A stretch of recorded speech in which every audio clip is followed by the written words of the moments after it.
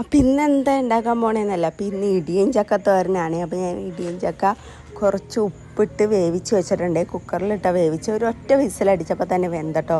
നമ്മൾ കുക്കറിൽ ഇടിയും ചക്കയൊക്കെ വേവിക്കുമ്പോൾ കുറച്ച് വെളിച്ചെണ്ണ ഒഴിക്കണം, അല്ലെങ്കിൽ അതിൻ്റെ ആ പശ ഉണ്ടല്ലോ അത് അതിലൊക്കെ ഒട്ടിയിരിക്കാൻ സാധ്യതയുണ്ട്.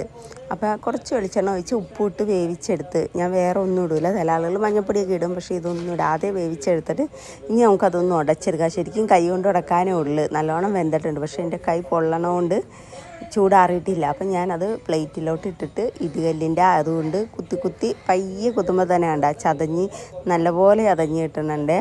കൈ കൊണ്ടാലും ഇങ്ങനെ ചതഞ്ഞ് പോവില്ല. അപ്പം നല്ലപോലെ വിട്ട് കിട്ടും കേട്ടോ. അപ്പം ഞാൻ പകുതി എടുക്കണുള്ളൂ, മുഴുവനും എടുക്കണില്ല കേട്ടോ. ഞങ്ങൾ രണ്ടുപേരല്ലേ ഉള്ളൂ, പകുതി മതി.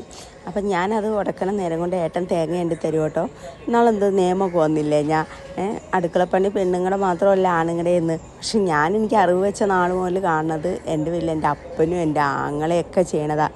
കല്യാണം കഴിഞ്ഞ് വന്നപ്പോഴായാൽ പോലും എൻ്റെ ഹസ്ബൻഡ് ചെയ്യും, പിന്നെ ഹസ്ബൻഡിൻ്റെ അച്ഛനും പിന്നെ എൻ്റെ ബ്രദറിലോ ഒക്കെ വീട്ടിൽ സകല പണിയും ചെയ്ത് ഞാൻ കണ്ടേക്കണേ. എനിക്കതിലൊരു പ്രത്യേകതയും തോന്നിയില്ല.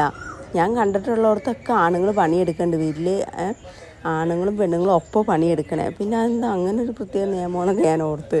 ഞാൻ കണ്ടേക്കണം മിക്കയിടത്തും അങ്ങനെ കേട്ടോ. അല്ലാതെ ആണുങ്ങൾ പണിയെടുക്കാതെ പെണ്ണുങ്ങൾ മാത്രമാണ് വീട്ടിലെ പണി ചെയ്യണം, അങ്ങനെ എങ്ങും ഞാൻ കണ്ടിട്ടില്ല.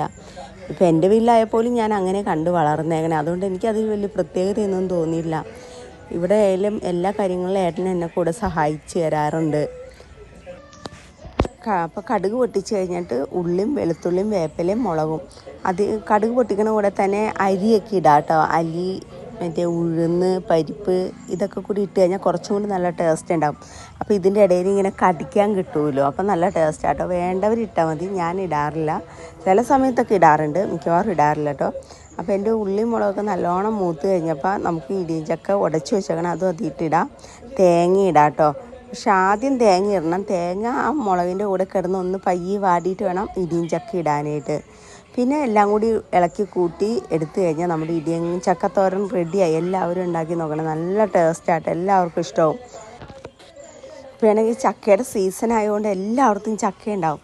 വെറുതെ പഴുപ്പിച്ചൊക്കെ കളയണേലും ഭേദമില്ല, അത് ചെറുതിൽ ഇടിയും ചക്കയൊക്കെ ആയിട്ട് എടുത്ത് ഡെയിലി അങ്ങനെ എന്തെങ്കിലുമൊക്കെ കറി ഉണ്ടാക്കി കഴിഞ്ഞാൽ പിള്ളേർക്കൊക്കെ ഇഷ്ടമാവും.